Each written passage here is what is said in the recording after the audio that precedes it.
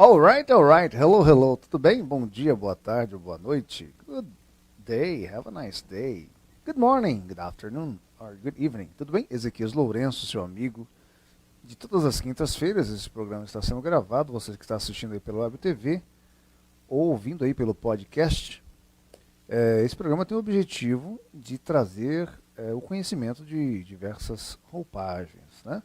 Programa Você em Foco Desenvolvendo Pessoas. Ezequias Lourenço, seu amigo de toda semana aí. Como o objetivo desse programa é trazer aí uma reflexão para a experiência humana, né, na nossa existência, nossa tão breve existência, nós estamos trabalhando massivamente literatura universal e fazendo uma triangulação aí de reflexão teológica, filosófica, e obviamente em cima do objeto literário, sobre a vida, né? E você aí é o nosso convidado a participar, ouvindo, refletindo. Você pode concordar ou discordar das informações aqui passadas, né? Mas o nosso objetivo aqui é fomentar o conhecimento para que você não seja o mesmo a partir do momento que você ouça ou assista este programa, esta programação, porque, como já dizia o filósofo Heráclito, um rio não passa pelo mesmo lugar, né, duas vezes. Nós estamos sempre em movimento, estamos sempre em mudança. Isso é muito bom para a nossa humanidade, isso é muito bom para o nosso desenvolvimento na experiência humana. São exatamente 20 horas e 13 minutos. Estamos aqui em São Paulo, né, a partir de São Paulo, direto dos estúdios da NSTV. Eu vou tratar com vocês hoje sobre um assunto muito falado, muito demandado e muito sentido pelo ser humano, né, deste século XXI. Né? Solidão. Vamos falar de solidão com base na obra 100 anos de solidão. Né? Uma obra fantástica, é um livro assim que é o segundo maior livro da linguagem hispânica, né? Apenas perdendo para Dom Quixote de la Mancha, que já falamos sobre este livro de Miguel de Cervantes, né? Esse livro ele foi escrito por Gabriel Garcia Marques, né? E em 1967 ele foi lançado. Eu quero fazer aqui uma leitura, né, das Sagradas Escrituras. Quando voltarmos da canção, eu vou fazer aqui uma reflexão sobre as Sagradas Escrituras e vou começar com a biografia do autor, falar um pouquinho sobre a vida dele, rápidas palavras, para que nós possamos, ao passar por algumas de suas obras principais, nos debruçar, focarmos a sua obra principal, a obra que vendeu milhões de livros no mundo inteiro, e que até hoje é muito lida, né? 100 anos de solidão. Nós vamos entender o que está por trás da história, qual o objetivo deste livro com essa história, e vamos aqui trabalhar alguns tópicos de como enfrentar a solidão. Como que você enfrenta a solidão? Você vive em solidão? Em algum momento da sua vida você já viveu, já sentiu solidão? Acontece, né? Mas como que nós devemos enfrentar isso? Como dignidade, com cabeça erguida, e não nos deixarmos tragar, né, por este buraco negro da solidão. Muito bem, quero ler com vocês, depois eu quero voltar após a música para podermos comentar. Salmo de número 23, quem escreve é Davi, e eu quero ler aqui os 5 primeiros versículos, tá bom? O Senhor é o meu pastor, nada me faltará. Ele me faz deitar em verdes pastos, ele me conduz ao lado das águas serenas. Ele restaura minha alma, me guia no caminho da justiça por causa do seu nome. Sim, ainda que eu ande pelo vale de sombra de morte, eu não temerei mal algum, porque tu estás comigo, tua vara e teu cajado me consolam. Tu preparas uma mesa para mim na presença dos meus inimigos, tu unges minha cabeça com óleo, meu cálice transborda.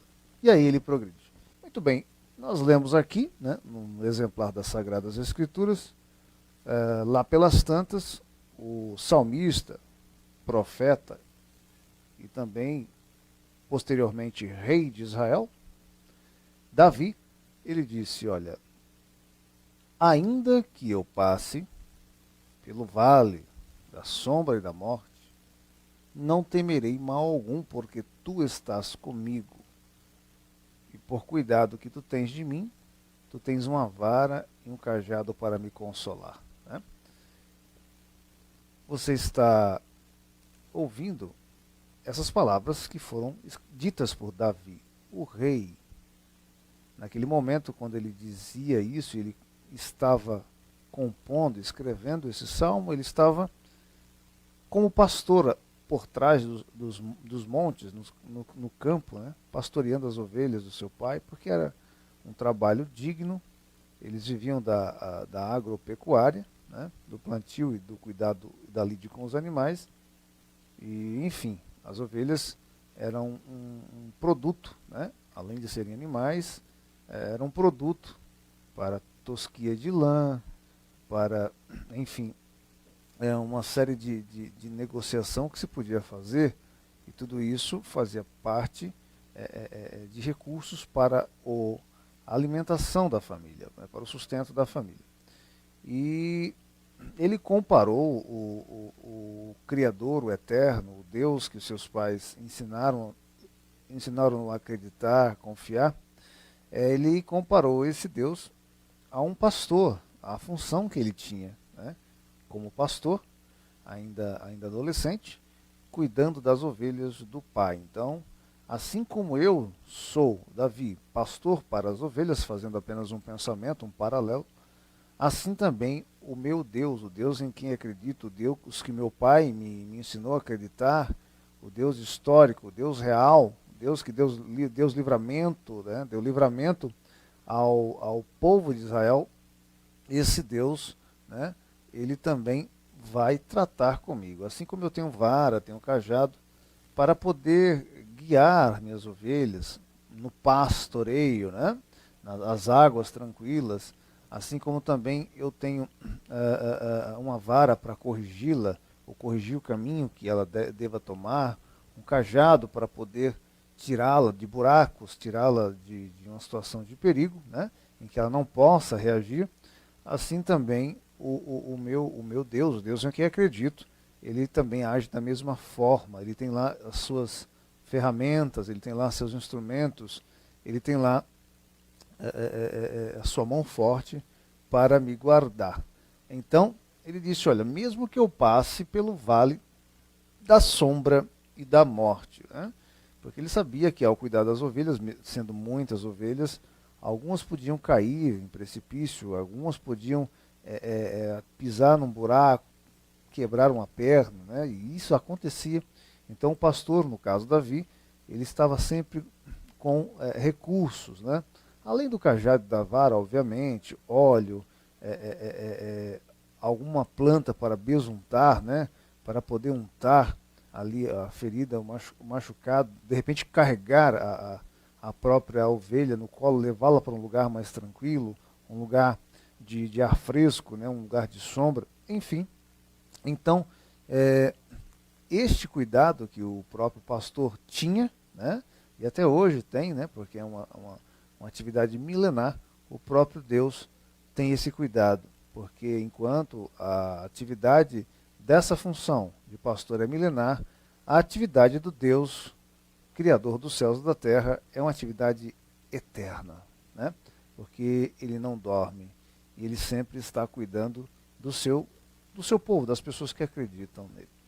Então, ele disse, olha, mesmo que eu passe por esse vale de sombra de morte, vale onde tenham lobos, vale onde tenham pessoas inescrupulosas, pessoas de má vontade, de más intenções, pessoas salteadoras, né?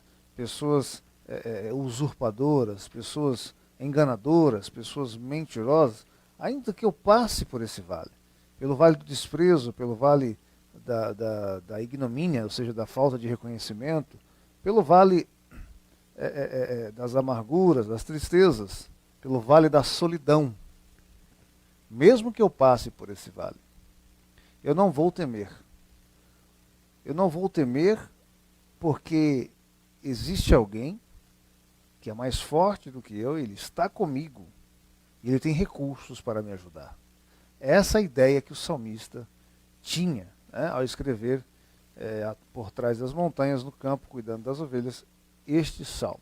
Lembre-se, note-se aqui, que ele não está negando a condição humana de que você passe por vale de sombra de morte, de maneira alegórica. Você passe momentos de dificuldade, você se frustre, você seja traído, seja traído.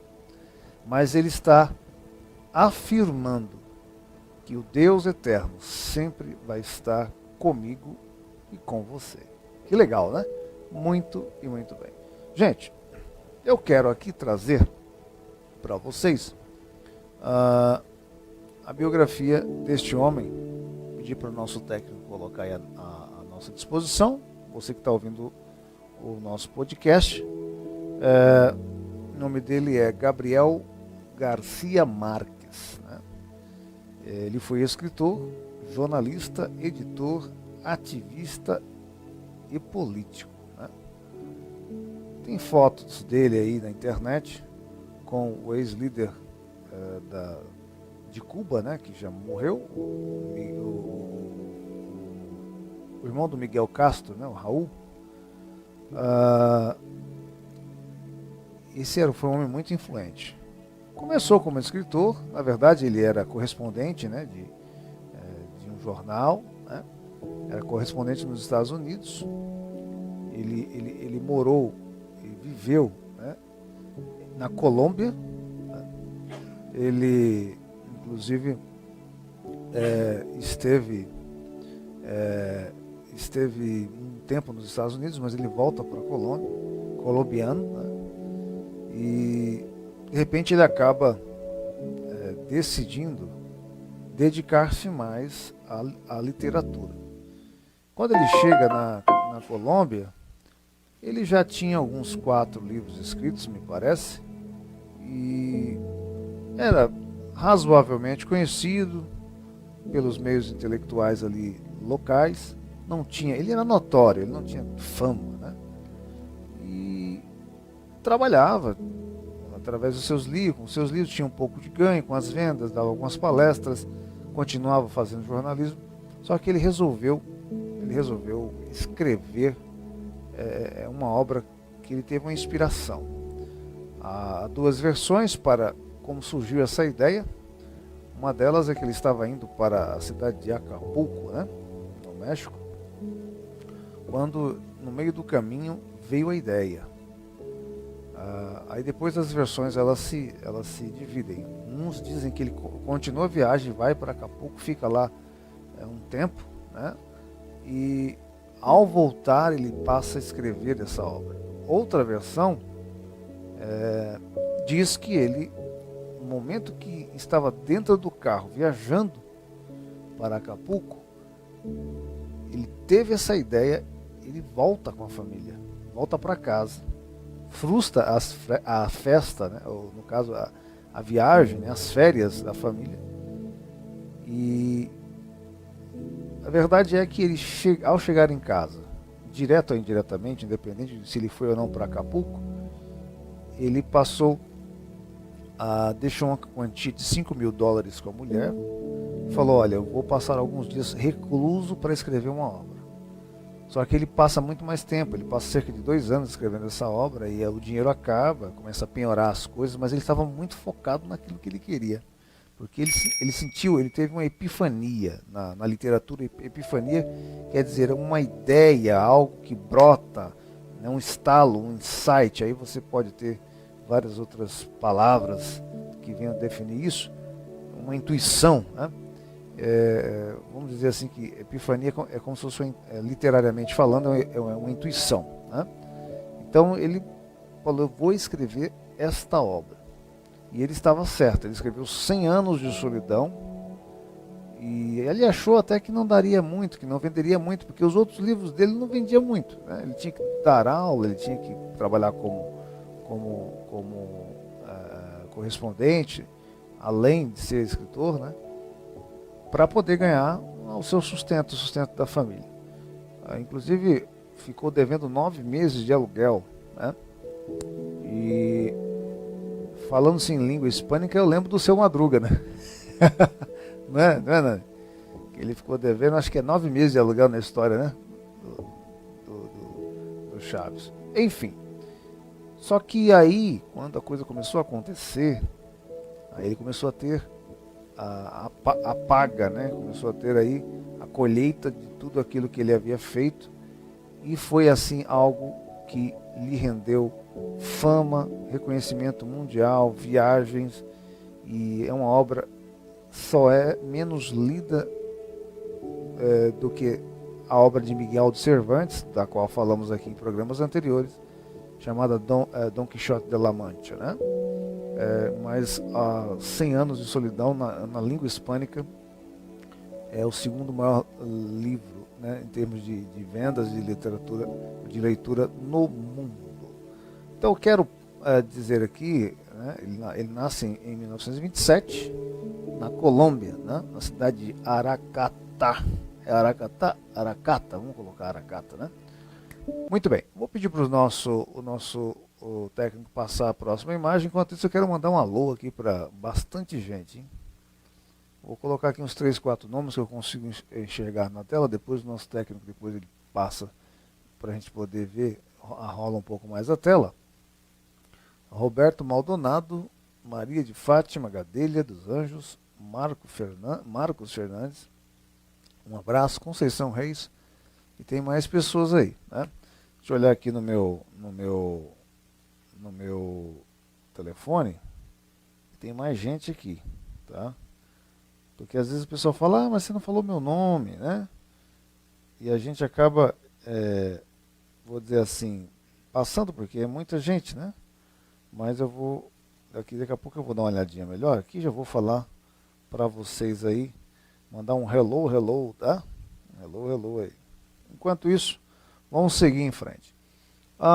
Bom, aí você tem vários livros, ele escreveu depois disso também vários outros livros, mas nada que se assemelhasse a 100 anos de solidão. Duas obras cujo título me chamaram a atenção, eu não li ainda, é Amor em Tempos de Cólera e Viver para Cantar, né? E uma delas, no caso a última, Viver para Cantar, essa última aí que eu falei, é um livro autobiográfico, falando melhor sobre a vida do escritor, né? E ele morreu de câncer. Infelizmente o câncer ele leva bastante gente, mas de qualquer forma essa foi uma sinopse da biografia deste homem, de Miguel, né? Nós vamos agora à próxima imagem, né? Após essa imagem do mosaico aí de várias obras dele, né? Bom, olha aí, ó. 100 anos de solidão, Gabriel Garcia Marques. É uma obra publicada em 1967, cujo estilo é um estilo de realismo fantástico. O que é o estilo realista fantástico, né? É justamente você se basear em situações reais ou possíveis de acontecer e você extenuá-las, né? Você levar essa situação um pouco mais radicalmente, né? Como, por exemplo, falando de crendices, falando de, por exemplo, pessoas que comem terra, que no livro tem uma mulher que come terra, e você sabe que isso acontece, né? Somente mulher grávida. Eu não sei se o Nani lembra, né, Nani? Mas tem mulher que come barro, né? Come reboco, algumas coisas assim, porque dá uns desejos, né? Que acontece isso.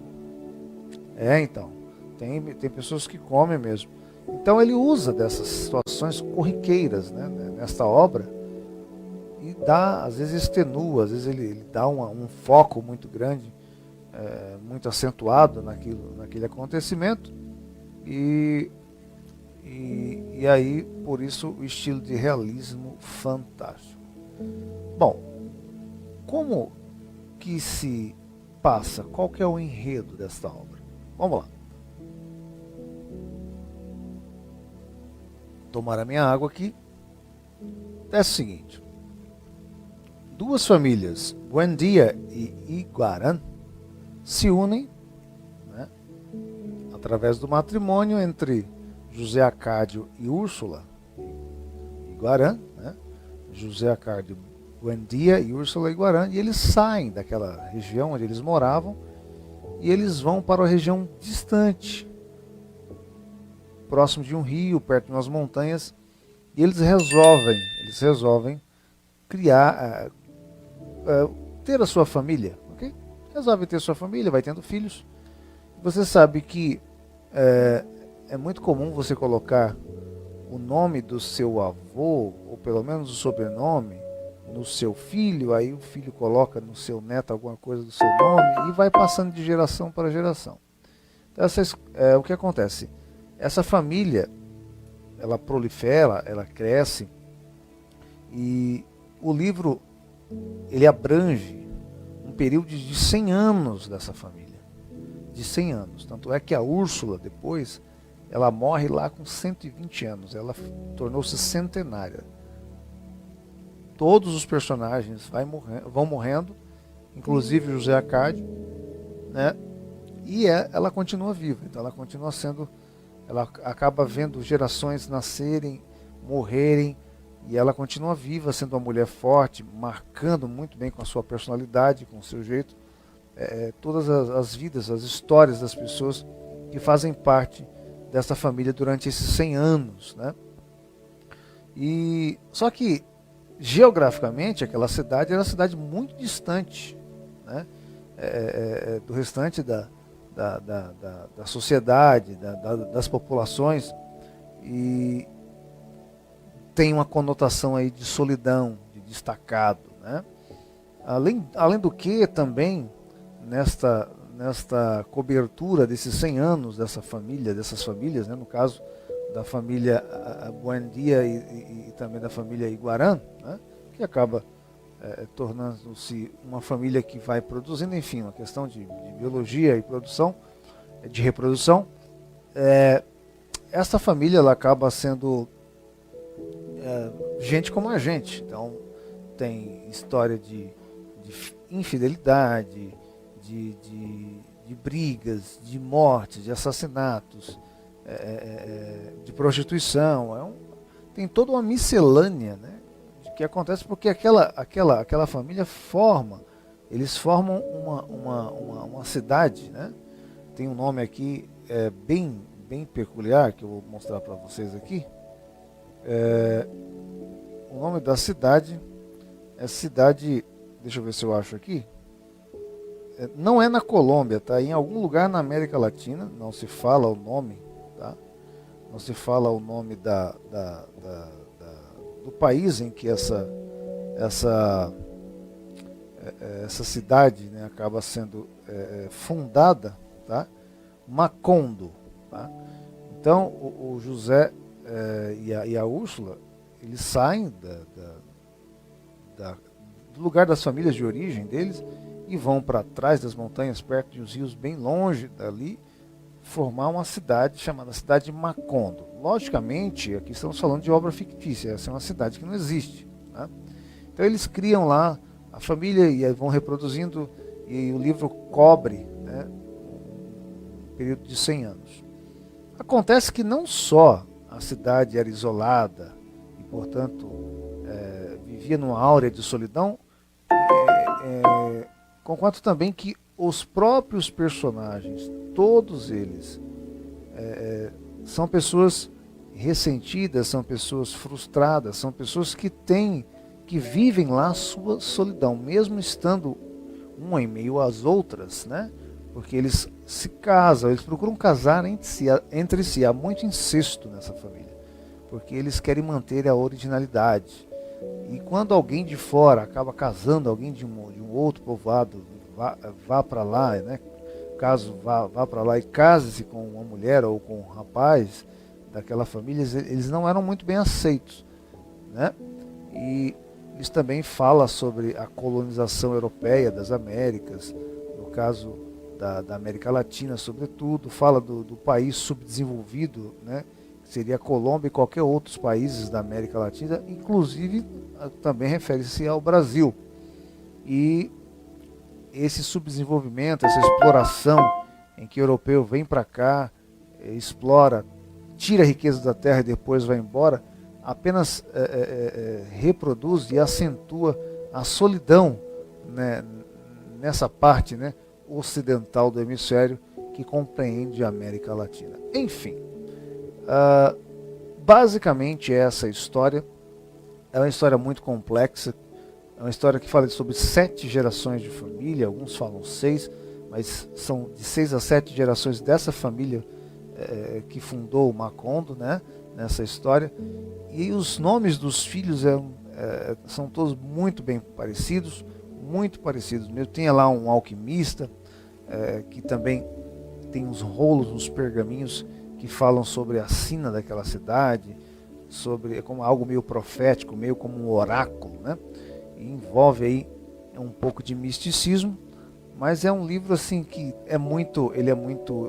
tem muitas anedotas, faz você dar muita risada e ao mesmo tempo te traz um pensamento reflexivo sobre a condição humana, a condição político-social inclusive também, que acaba trazendo o ser humano para esse recôndito da solidão, né? Isso é muito importante falar isso. Então, é um livro que eu li algumas partes dele, não cheguei a lê-lo todo, tá? Mas eu fiz um estudo para poder falar isso que estou falando. Tudo que estou falando é bem fundamentado e que é interessante você ler também. Vamos falar aqui um pouco da diferença entre solitude e solidão. Solidão sou eu sem as pessoas, destacado das pessoas, por um ou outro motivo.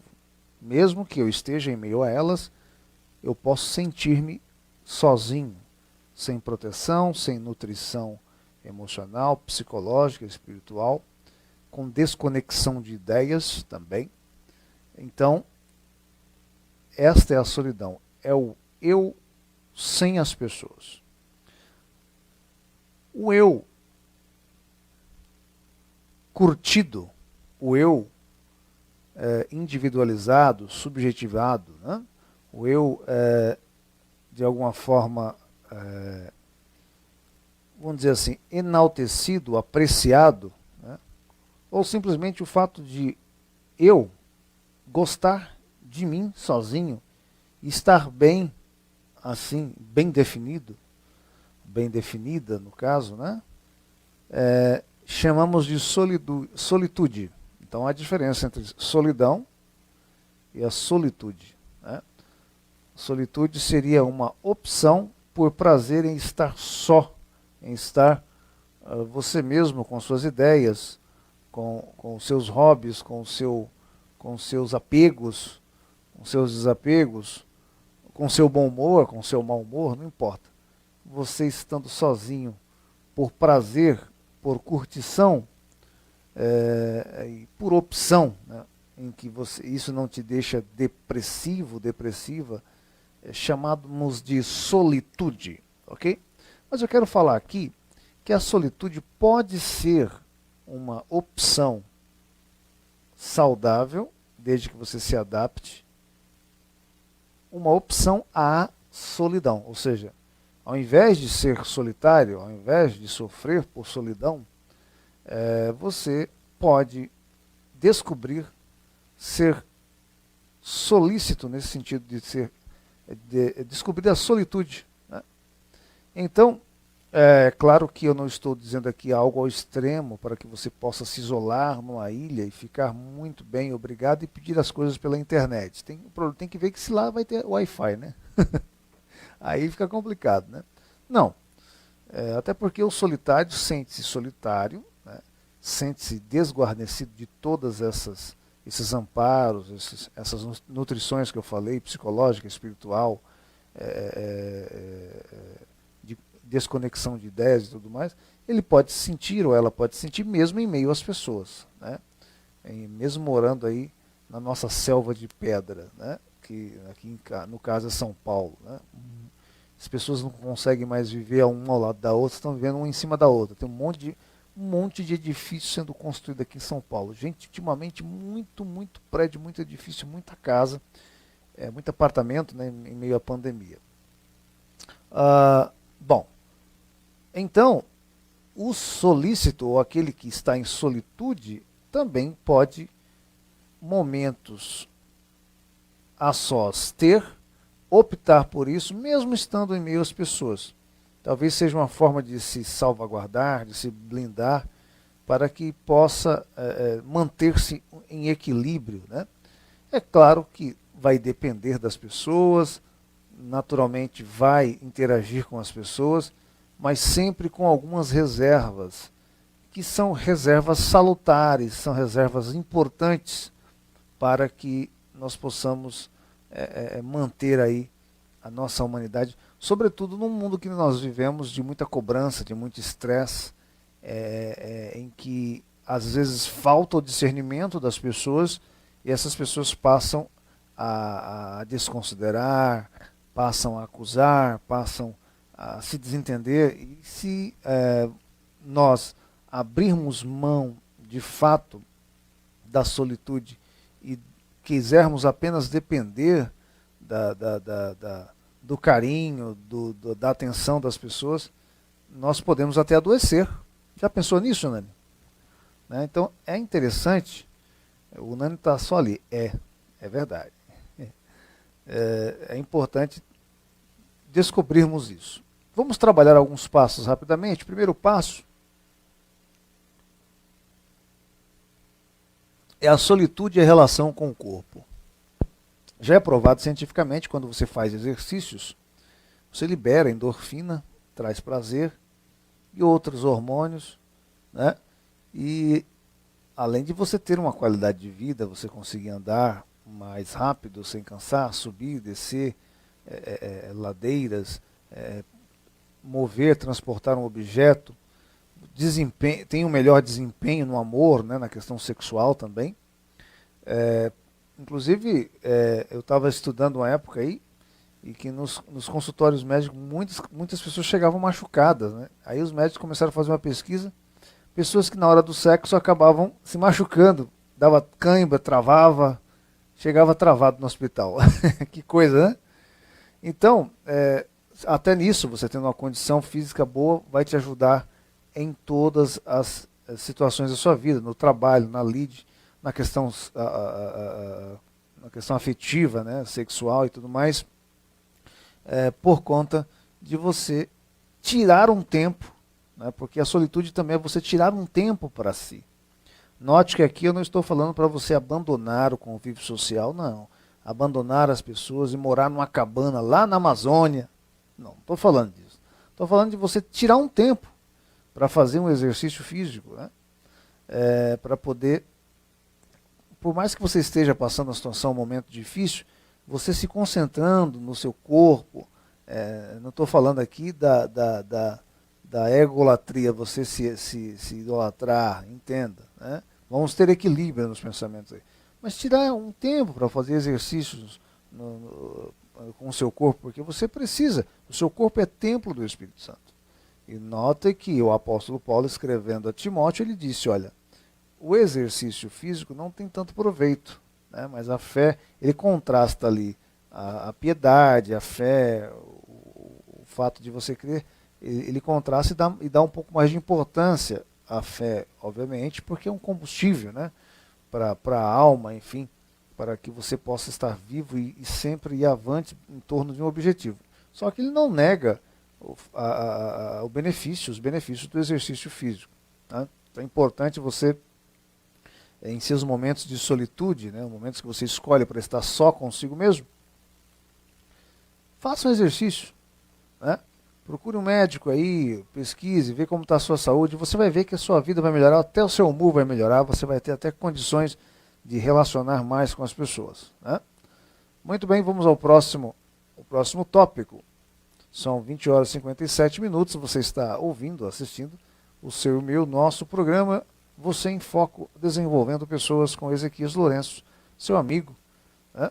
Está aqui para ajudar você. Geralmente a gente traz convidados, a gente traz sempre temas interessantes com base nos pensadores universais, né, e tendo como aí uma perspectiva cristã das Sagradas Escrituras. Bom, nós temos aí também uma outra relação, né, da solitude com a arte. Na primeira imagem você viu uma pessoa malhando, na segunda agora você está vendo aí uma paleta com várias cores e vários pincéis, né, tem a ver com arte. A arte aqui, a relação da solitude com a arte, tem a ver com toda a forma de expressão, seja a escrita, né, seja a música, seja o teatro, né, seja uma arte física, corporal, uma dança, arte marcial, enfim, seja a pintura, né, em si mesma, enfim, há uma série, né, há uma miscelânea, né, de manifestações culturais, e eu chamo sempre isso de válvula de escape, né, e meios pelos quais você, ao receber uma inspiração, você transmite isso no audiovisual, no sinestésico, para as pessoas, né? Eu acho que uma das manifestações mais sublimes do ser humano é a arte, né? Imagina lá no tempo das cavernas, né? Os pesquisadores mostram, existem registros, fotos aí de imagens, de pinturas dos homens muito, muito antigos, de milênios atrás. Então, até desde que o ser humano tornou-se, enfim, veio para o cenário da vida, né? A arte é algo que o acompanha, porque nós somos imagem e semelhança do Criador. Então, nós, de alguma forma, entenda o que eu vou dizer, também somos deuses, emanamos do Eterno, do Todo-Poderoso, temos inspirações e também inspiramos de alguma forma. Então nós vamos produzir, nós vamos manipular o que já existe, né? O homem vai lá, descobre a tinta, ele vai lá, cria a escrita. Então tudo isso é uma forma também, a nossa proporção de criar, né? É claro que o Criador ele tem como nada a sua obra-prima. Nós não chegamos a esse ponto, mas somos imagem e semelhança. Imagem na essência e somos semelhança do Criador. Então, você e eu precisamos usar de solitude para ler um livro, para escrever um artigo, escrever uma história, escrever poesia, né? Para poder ouvir uma bela canção, tocar um instrumento, cantar, se você tiver uma voz boa, enfim, observar a natureza, até bater um papo, um bom papo, algo edificante, algo que construa, algo que também te faça bem, é uma forma de arte, é uma forma de expressão, né? Então, é necessário descobrirmos essas ferramentas que aí estão dadas pelo Criador, para que possamos usar de solitude e assim termos uma opção à solidão, porque a solidão mata, a solidão esgota física, mentalmente e psicologicamente. A solidão ela tritura, a solidão ela te esgana, a solidão mata na unha, a solidão é terrível, né? Eu conheci pessoas, conheço, e agora estão bem, mas até quando perderam seus entes queridos, assim, parceiro, ficaram mas e até me disseram, Ezequias, a solidão é terrível, né? E é tão ruim quando a gente conhece alguém e procura ajudar, né, Nani? Não consegue, né? Porque afinal é você que tem que ter esse insight, como teve o Miguel, né? O Gabriel, aliás, o escritor. Você precisa ter esse insight e tem que agir, né? E não deixar se sufocar pela solidão. O salmista disse, ainda que eu passe pelo vale da sombra da morte, eu não vou temer, porque tu estás comigo e tu tens ferramentas para me ajudar. As ferramentas estão aí, né? Solitude e arte. Qual que é a arte? Aqui, como diz o espanhol, a que te dedicas? A que você se dedica? O que você faz? O que você gosta? O que te dá prazer? No sentido que seja bem benéfico a você e também a coletividade, as pessoas que estão ao seu redor. Pense nisso. Isso vai te ajudar muito no processo da vida. Vamos ao próximo slide aí, mais uma ferramenta para fugirmos da solidão. Olha aí, a solitude e a amizade. Lembrando sempre que a solitude não é querer estar sozinho o tempo todo, mas é ter aí picos, né, momentos em que você escolhe estar sozinho por opção, para curtir você, curtir os seus pensamentos. Alguns chamam de meditação, de intuição, pode ser até numa forma de espiritualidade também. Você que tem uma religião, você que é cristão, e consegue aí intuir, isso vai ser muito bom para você. Você se renova, né? Até o salmista disse, né? Renova minhas forças, né? Como a da águia, né? Então é muito importante você procurar pela solitude. Parece uma contradição aqui. Ser solícito ou estar em solitude com amizades. Aí você pergunta, mas peraí, não estou entendendo. Está falando que está sozinho, mas está falando de amizade. Bom, amigo, você sabe que nós temos poucos, certo? Amigos são poucos. Eu ensino aos meus filhos. Fulano é meu. As redes sociais vieram aí para até tentar ludibriar, enganar as pessoas nesse sentido. Amigo, eu tenho 5.000 amigos, eu tenho na rede social X, eu tenho 10 milhões ou 100 mil seguidores.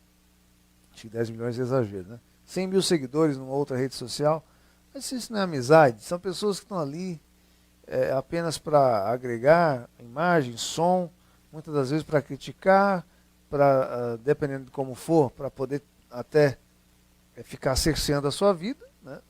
Agora, se você for uma pessoa pública, tudo bem, você vai ter que arcar com essas consequências. Mas essas pessoas não necessariamente são suas amigas. Amigos são aquelas pessoas, a palavra amigo quer dizer aquele que se destacou ou deixou de si para se juntar a mim em algum momento, né? Então, um amigo é aquele que corresponde nas ideias, corresponde no trato, corresponde no favor, corresponde no humor. Há necessidade de ter compatibilidade numa relação de amizade, ou no caso de uma relação para tornar-se uma amizade. Então você percebe aí como as pessoas são diferentes, e há sempre os choques culturais, choques de gênios, né? E até de gêneros, guerra do sexo, tem uma série de coisas aí, mas há em toda essa miscelânea sempre alguém cujas ideias são compatíveis. E você pode usar de solitude, porque a solitude é você estar sozinho consigo mesmo, porque você curte as suas ideias, você curte os seus pensamentos. Que tal compartilhá-los com alguém que a própria convivência mostrou e te ensinou que essa pessoa é compatível, ela é receptível, e vice-versa, você também vai ser compatível e receptível a ela. O papo é bom, o papo é saudável, por que não ser solícito ou estar em solitude com essa pessoa, né? Por que não?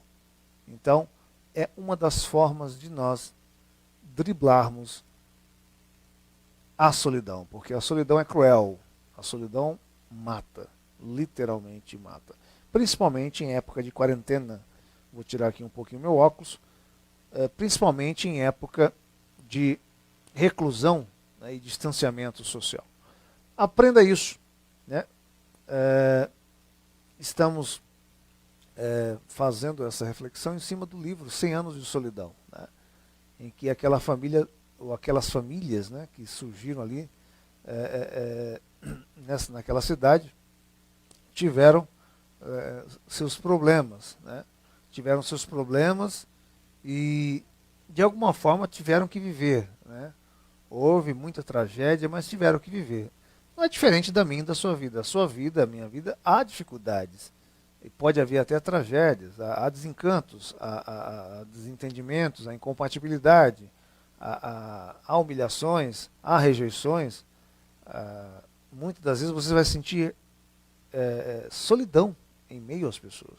Mas se você puder ter essa sacada, essa epifania, de usar deste momento como solitude, você vai perceber que a sua visão com relação à vida vai mudar, com relação a você mesmo vai mudar, você vai crescer enquanto pessoa, Porque enquanto você, de repente, não está em meio a pessoas que de repente te façam sentir de alguma forma deslocado, deslocada, chateado, chateada, você está fazendo outras coisas, tocando um violão, tocando um teclado, cantando, ou conversando com alguém que te faça bem e a qual você faz bem também, ou a quem você faz bem, lendo um livro, lendo as Sagradas Escrituras, até mesmo estudando, fazendo um curso agora EAD, investindo no seu currículo, no seu caminho, e aquilo vai te projetar para as outras áreas. Então, é importante usar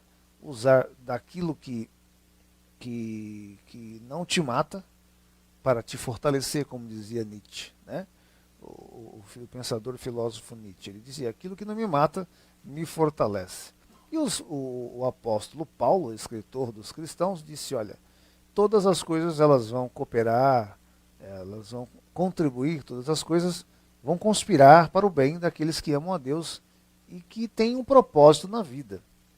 Eu acho que a solidão, ela vem te abarca, ela vem e denigra, ela vem te sufoca quando você não tem propósito na vida. Eu e você precisamos ter propósitos na vida. Mandar um abraço para Verinha Santos, Nete Lima, Marineuza Oliveira, Kete Martins, tem mais nomes aí. Que Deus abençoe você ricamente. Quero fazer aqui uma palavra de oração, pedir ao Eterno que abençoe você, sua família, e que te ajude nesses processos que vocês estão passando. Se você estiver passando um processo de solidão, fica esta palavra aí de reflexão para que você possa transformar a tua solidão em solitude. Eterno Deus, grande Yahvé, te agradeço por essa oportunidade tão única de estar falando com os telespectadores e com os ouvintes do programa Você em Foco. Peço que tu os ajude rica e abundantemente nessa caminhada da vida que nem sempre é fácil.